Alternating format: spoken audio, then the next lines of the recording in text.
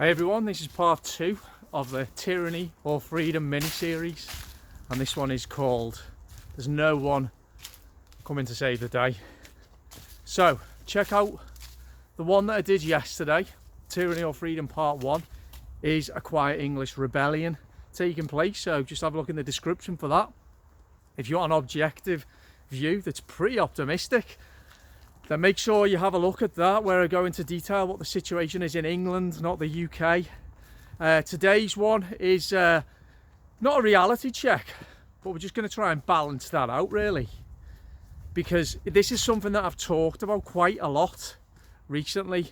I strongly believe that this revolution or counter-revolution that is underway, the revolution's already taken place, the counter-revolution that is underway is being driven by values purporting to truth and freedom, conversation, connection, community, creativity. It's a counter-revolution that's happening organically. Some revolutions throughout history have a central figure that the populace coalesces around. Somebody like Lenin, for example, in the early part of the 20th century, the reprehensible character that he was, Lenin spearheaded the Russian Revolution, the early part of the Russian Revolution. This revolution, and I keep calling it a counter-revolution because that's what I feel that it is, it's not like that. There is nobody coming to save the day. There's no knight riding in on a horse with a cavalry behind him or her. And to be honest, I don't want that.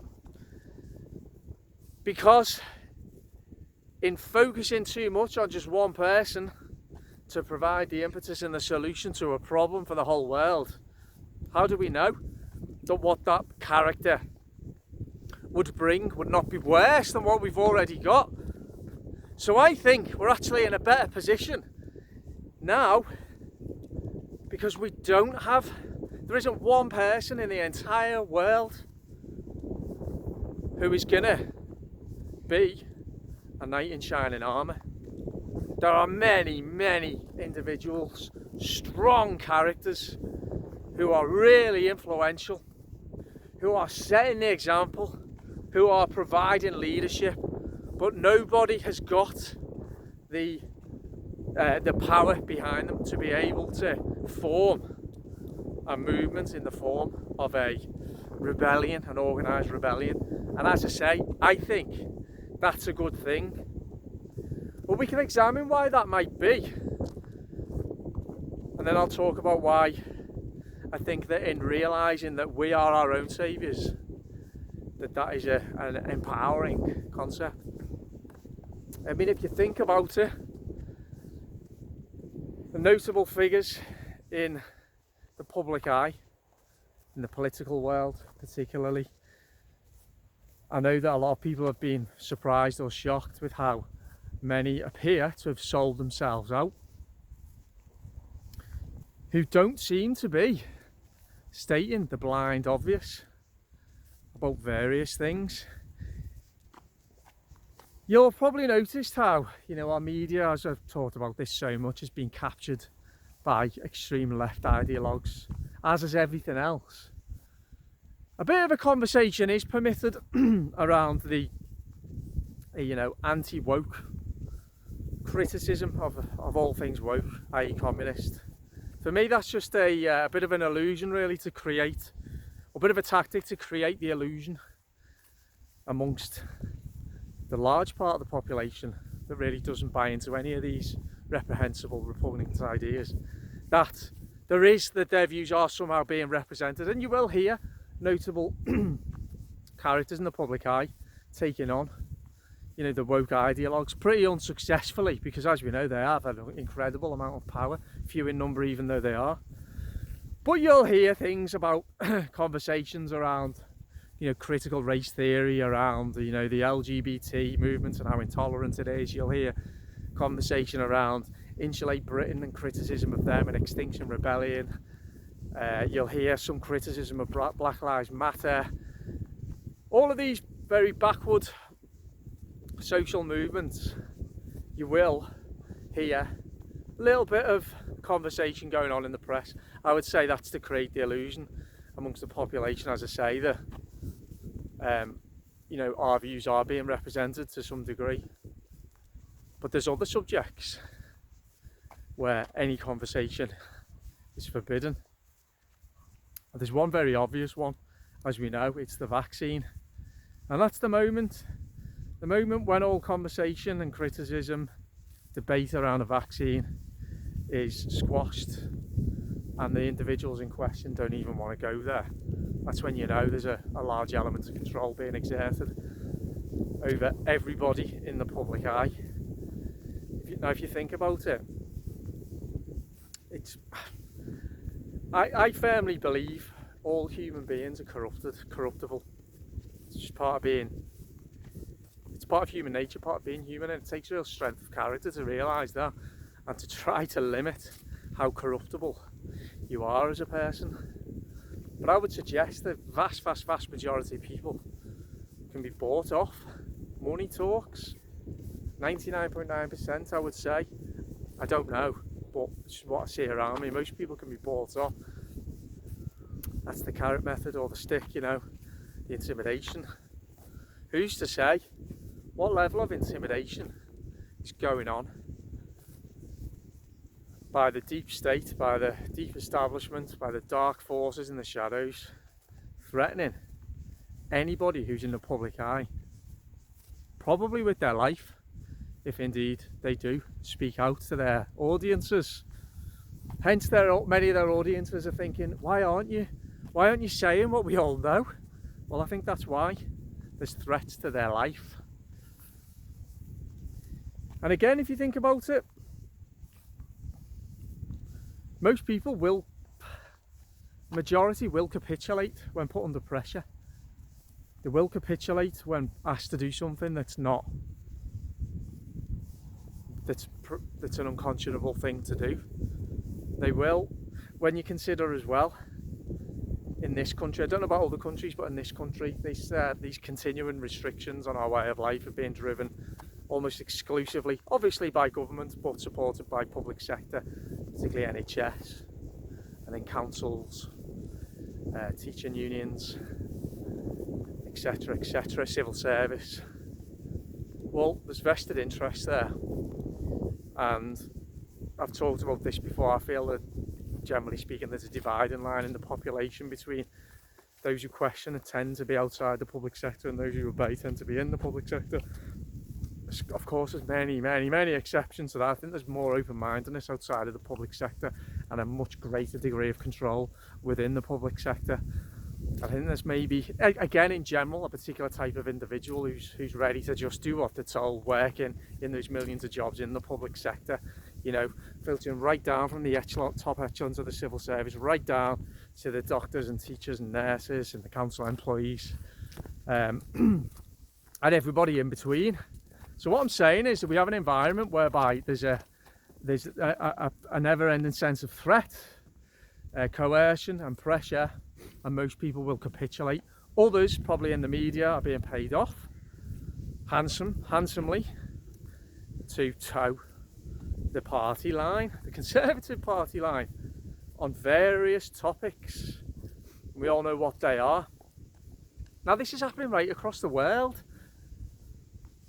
You know, those same themes, whereby those in the public eye who maybe do have a conscience and want to speak out are being suppressed, threatened, intimidated, or they just don't have the balls. You know, let's not forget that, as I said at the start, money talks. Take a few grand, hush hush money. Human beings are corruptible, particularly politicians, and the ordinary men and women, you know, who are drawing their salaries each month. They're just going along. They're the ones who can stop this, though. And here's the key.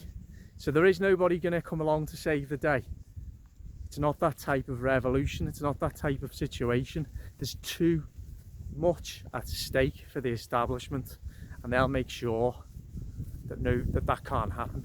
So there's only one route out of this, and it's what I talked about yesterday, what's going on in my country, where people realising what I've just said there is true.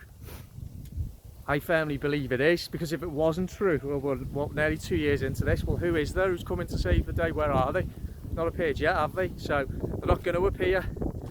The only way this collapses is it just collapses under its own weight through non-compliance and through people just refusing to cooperate and realising that it's up to them. Why should we ever be looking to, I always say this, why would we ever be looking to any other individual to provide us with moral guidance? And this is a moral issue rather than anything else. The second you're looking to another individual to guide you morally, spiritually, and to guide you to the choices that you should make in your life, and you just follow them, is the moment you've sold yourself out anyway. We should be providing our own informing our own direction, providing our own narrative, living free, realising our own sovereignty and individuality. And in doing that, in refusing to live in fear, we explore our creative impulses. We broaden our minds. We allow ourselves to naturally interact with others in the world. And in doing that, you take away, well, you don't take away, you don't give your power to those who think they have power over us, but who actually don't. We give it to them for nothing. We give them our power for absolutely nothing. Well, I don't. And I know many of you don't. So this is part 2, the solution. Yesterday, very optimistic, and what I'm talking about here in terms of enough people just not cooperating, that's what I talked about yesterday, because I feel that it's happening in my country here, but it's got to continue to happen, and people really need to get it out their heads, in my opinion, that somebody's coming to save the day, to solve all this. It's simply impossible. Solve what? How is one person going to solve the situation? Going to be the solution? Society needs to find the solution to its own ills organically and naturally, and that's through each individual exploring through conversation, deep meaning, honest introspection, and by living with a degree of moral fortitude, remembering the God-given birthrights that we were given, our precious sovereignty. It's all dead simple, and it's what people are doing. This is the great thing. But I just thought it was important to do this part 2 video to really passionately argue my case. I mean, people, let me know if you disagree, absolutely, if you think that there is somebody coming to save the day. I don't like that idea anyway, I don't, because I think that person would be a tyrant of the worst kind, sensing an opportunity. I do. I think that's the risk you're running. Whereas if a society can collectively, individually and then collectively, you know, realign itself, reevaluate itself, and just reset itself. I don't know how, as I said, I don't know how that will play out, but I think that's a preferable set of circumstances to one character coming along and consolidating power and bringing everybody else behind him or her. History shows that doesn't usually end well, so we don't want that to happen, but it's not happening. And the reason it's not happening, as I say, is because the establishment won't let it happen. But that actually works to our favour. That works in our favour. You know, enough of us just have to stop being our own prison guards. Really, that's all we need to do. It's so simple, but we're getting there. We are getting there. There's a long, long way to go, but we are getting there. We are. As each day goes by, you know, and the mistruths. Heard was it Jordan Peterson, I think he was saying, I mean, if you're looking for somebody who possibly has maybe wondering why the very thing that he's been warning about has happened, yet he doesn't seem to be talking about it. Look no further than Jordan Peterson, by the way. But anyway, I do listen to Jordan Peterson because he's scarily intelligent and I've learned a lot from him. But he talked about a lie in a podcast I was listening to. He talked about a lie and he said a mistruth is much, or an anti-truth he called it, not a mistruth, an anti-truth is much worse than a lie, because a lie just slips by, whereas an anti-truth is something that is just so incomprehensibly big that you can't even begin to process it. Well, that's what's happening now, and more people are seeing that, aren't they? And the more people see that, and the disgust that it provokes within, that the lies have been told on such an incredible scale, and people will and are seizing the initiative back in their lives. So that's all we need to do, reclaim our sovereignty. Remember that this is always about influence, not power, influencing people and our world as much as possible, not seeking power. But if that one person ever did come along and the establishment allowed that to happen, I would suggest that one person would be in it for power. So the fact that that's not happening is a good thing. Anyway, let me know what you think about this video, part 2. Part 1, as I say, in the description. Have a look at that. It was a 23 minute video I did yesterday where I went into great detail and the optimism I have for what's going on in my country in England. But please leave a comment about what I've said today. Don't forget to subscribe, and if you think anybody else will benefit from this little mini series I've done, feel free to share with them. Alright, I'm going to enjoy the rest of my walk, and I will speak to you all soon. Bye bye.